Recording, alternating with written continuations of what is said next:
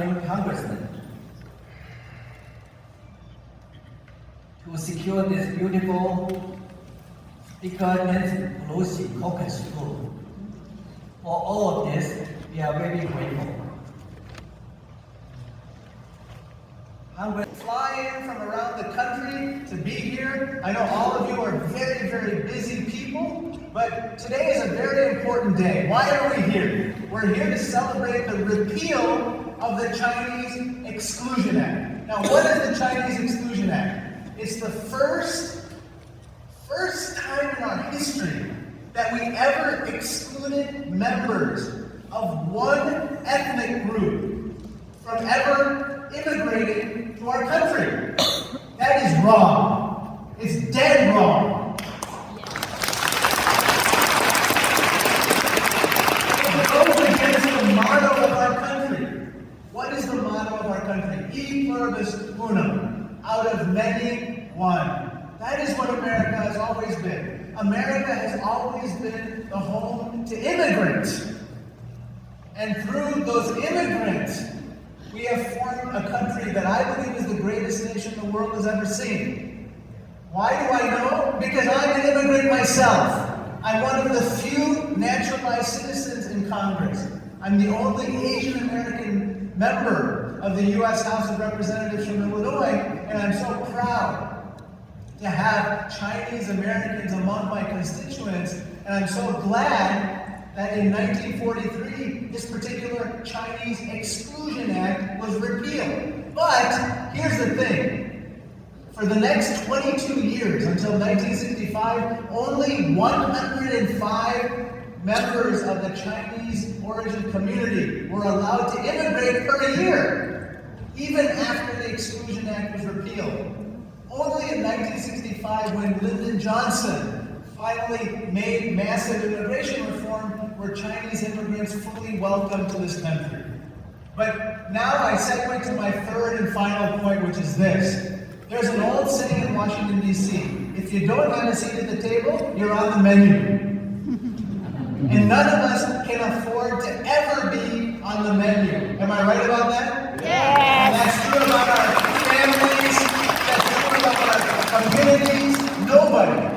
And so what I want you to do today, as we celebrate the repeal of the Chinese Exclusion Act, as we think about acts of Chinese inclusion into this country. What do you think about that? We need more acts of inclusion. Let me tell you a little bit about you. The recent census, the 2020 census, indicated that the Chinese American community is one of the fastest growing communities in this country. It's one of the most prosperous communities in this country. It's one of the best educated communities in this country.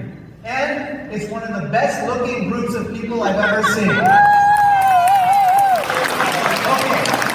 that was not in the Wikipedia entry. I'm embellishing, literally.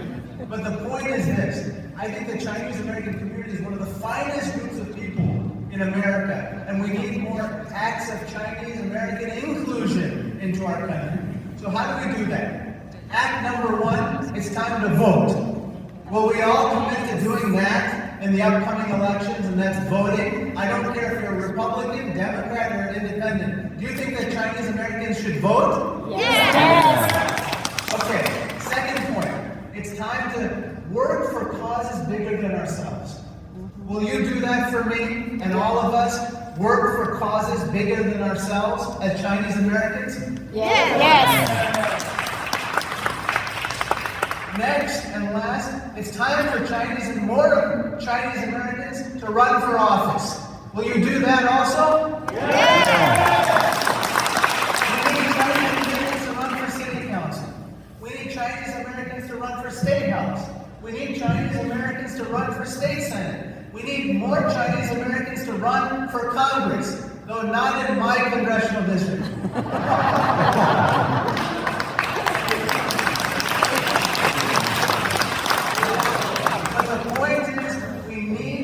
Chinese American acts of inclusion on the very day and at the time that we're celebrating the repeal of the Chinese Exclusion Act.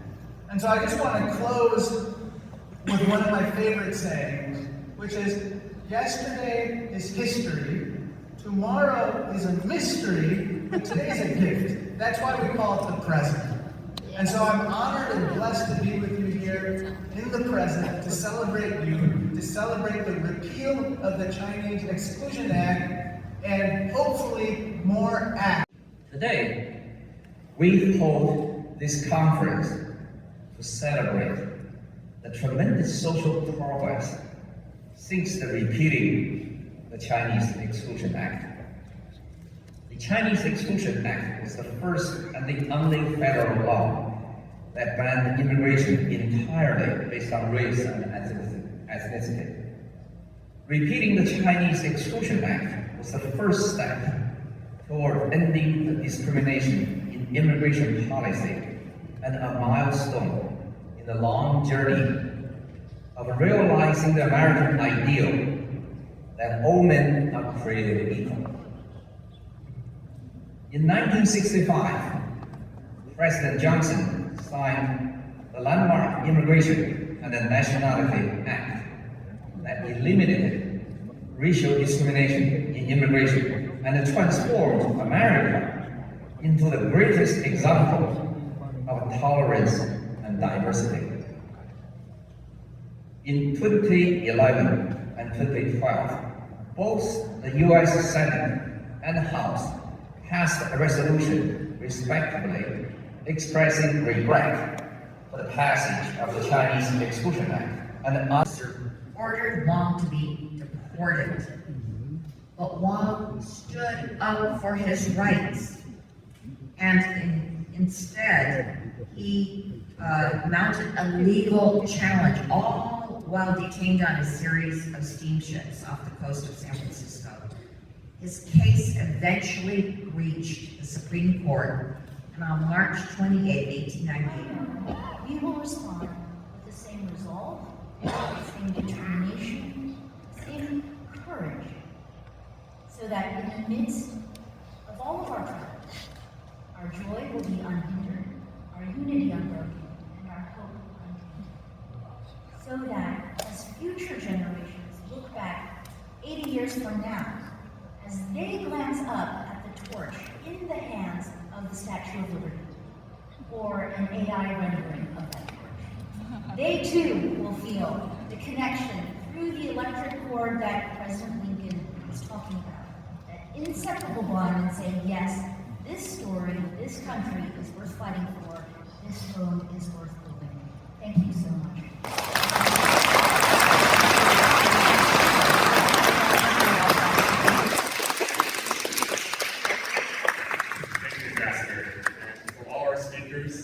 Afterwards, we're going to ask you to sign this paper that we have, and we will keep that at the treasure safe somewhere. In her a deep admiration for the Chinese people, language, and culture that continued through her lifetime. Although she lived the second half of her life in the United States, she continued to promote cross-cultural understanding and education about the East throughout her lifetime.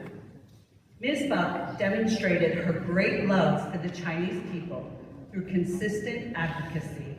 In 1937, when war broke out between Japan and China, Pearl Buck and her husband and publisher, Richard Walsh, worked together to raise awareness in the U.S. about what was happening in Asia. They worked to raise awareness in the United States and formed the Chinese Emergency Relief Committee.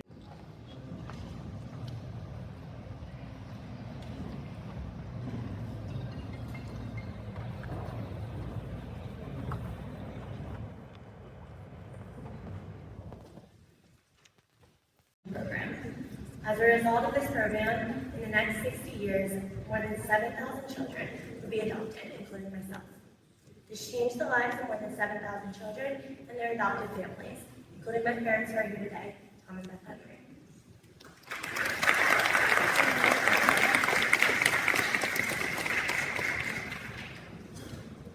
mid-1990s, we were introduced to Welcome House through an information session in Millersville, Pennsylvania.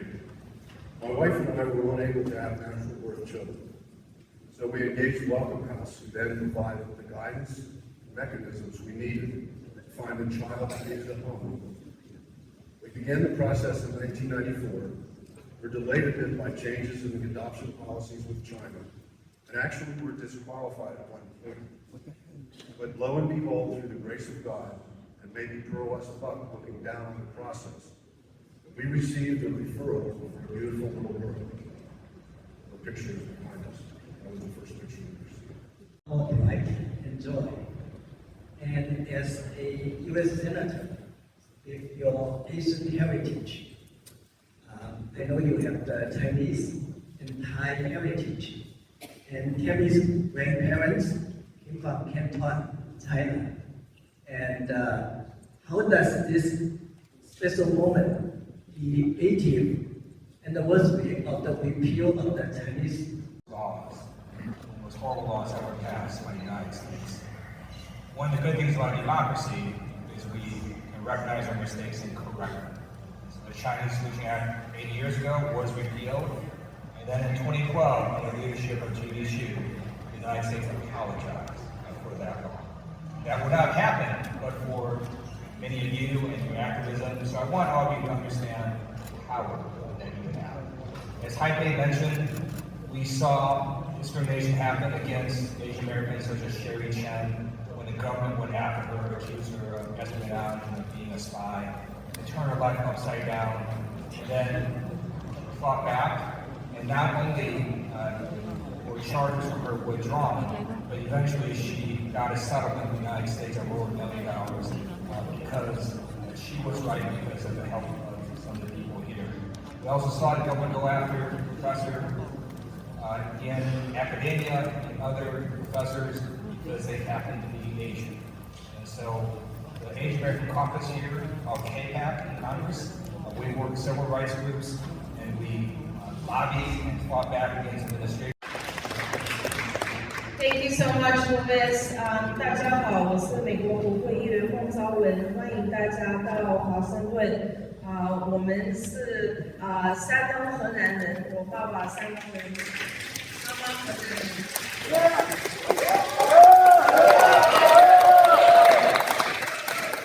And my parents are actually with us here in Washington today, so it's very exciting to be able to get together with old friends and new friends as well. I'm so happy to welcome all of you to Washington, D.C. This is our nation's capital. This is your capital. And really excited to be here, especially as we commemorate the 80th anniversary of the repeal of the Chinese Exclusion Act. And to continue to talk about the ways that we will continue to work for equity for our Asian American community across the whole country. I don't have to tell you. As I listen to all the wonderful people come up here today and all the elected officials, everybody who's come up here to talk about the repeal of the Chinese Exclusion Act, for me, I want to kind of change what I had to say, because my experience with the Chinese, I didn't Mickey Wong and Kim Toy were my childhood friends.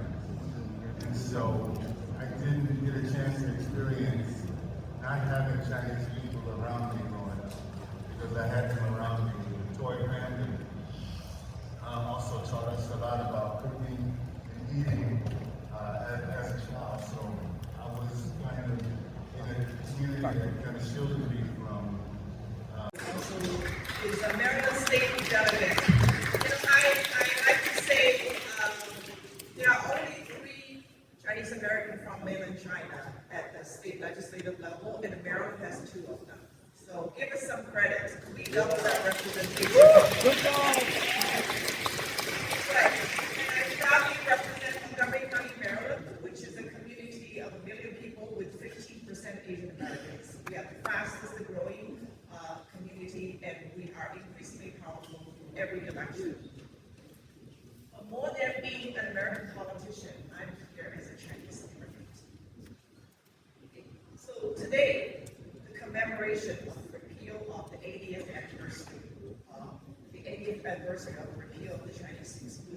has special meaning to someone like me, because I am the kind of people that the Exclusion Act intended to target about 140 years ago. Before I came to America, I looked at the Chinese in America with deep empathy. Great turnout. Thank you for taking the time to come to Capitol Hill, your busy lives, your busy schedules, and mark this important occasion of the 80th anniversary of the repeal of the Chinese Exclusion Act. I see you have one of the posters of Frederick Douglass' Composite Nation. It's one of my favorite speeches. And Douglass, after being enslaved for 15 years, becomes free, and the first thing he does, one of his first major speeches, is to speak about 2006 to 2014. She is the author of several books: Dreaming of Gold, Dreaming of Home, Transnationalism and Migration Between the United States and South China, 1882 to 1943, and The Good Immigrants, How the Yellow Peril Became the Model Minority. She is also the author of Asian American History, a very short introduction. She received her undergraduate degrees in history from Pomona College and her PhD from Yale University. Please join me in welcoming Dr. Madeline Hsu to the stage.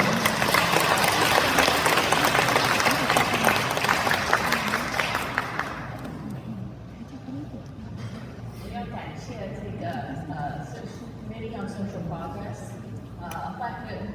请我来有这个机会可以跟你演讲。我是历史学家，所以我很高兴有这个机会跟你谈这个美国历史的一个非常重要的一部分。我中文名字是徐元英，我是出生在美国，可是小的时候住了台湾跟香港。I'm going to switch back to English now, but I do really want to thank the organizers of this event, and I'm so glad that so many of you have turned out to learn about this really important part of our national history. Can you move to the next slide? So this is just the self-promotion page, but I want to draw your attention to, at the top there, Teach Immigration History. This is a free website platform.